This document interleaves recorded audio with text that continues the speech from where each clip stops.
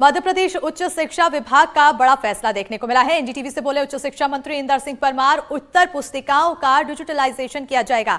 कॉपियां स्क्रीनिंग कर जांचने वाले के पास जाएगी और शंका होने पर डिजिटल कॉपी स्टूडेंट्स को दी जाएगी।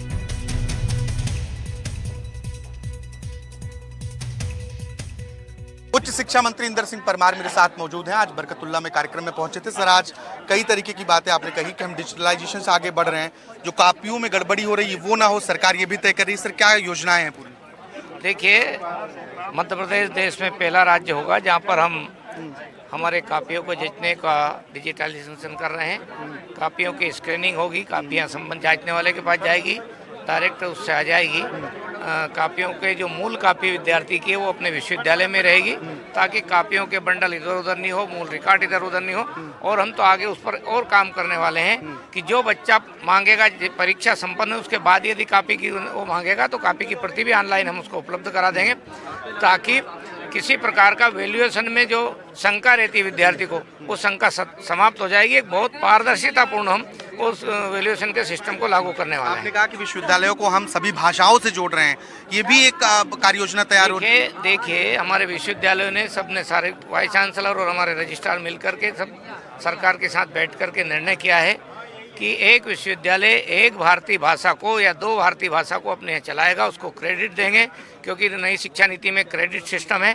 उसमें से 6 क्रेडिट तक हम ऐसे अलग अलग गतिविधियों के लिए दे सकते हैं। तो कुछ क्रेडिट हम भाषा जो सीखना चाहता है विद्यार्थी, जो राज्य के बाहर की भाषा होगी, हिंदी के भिन्न भाषा होगी, उसको जो सीखना चाहता है उसको अतिरिक्त क्रेडिट देने का काम करेंगे, ताकि हमारे प्रदेश का बच्चा जब तमिलनाडु में जाए तो तमिल के लोगों से संवाद कर सके, बेंगलोर आदि जगह व्यवसाय के लिए जाए तो वहाँ कन्नड़ में बात कर सके, केरल में जाए तो मलयालम में बात कर सके, आंध्र में जाए तो आंध्र और तेलुगु में जाए तो तेलुगु में बात कर सके, महाराष्ट्र में जाए तो मराठी में बात कर सके, गुजराती में जाए तो गुजराती में बात कर सके, पंजाब में जाए तो पंजाबी में बात कर सके, उड़ीसा में जाए तो उड़िया में बात कर सके, पश्चिम बंगाल में जाए तो बांग्ला में बात कर सके, और असम में जाए तो असम में बात कर सके। ऐसे सब राज्यों की भाषाओं को हम सम्मिलित करने जा रहे हैं। ये मैं समझता हूँ देश में पहला राज्य ऐसा होगा जो इस प्रकार की अपनी भारतीय भाषाओं को एक हिंदी भाषी राज्य के नाते हम जो सम्मान दे रहे हैं, वो आने वाले समय में देश की एकात्मता के लिए आगे उसका प्रभाव बढ़ेगा। हमारे लोग उसकी सारी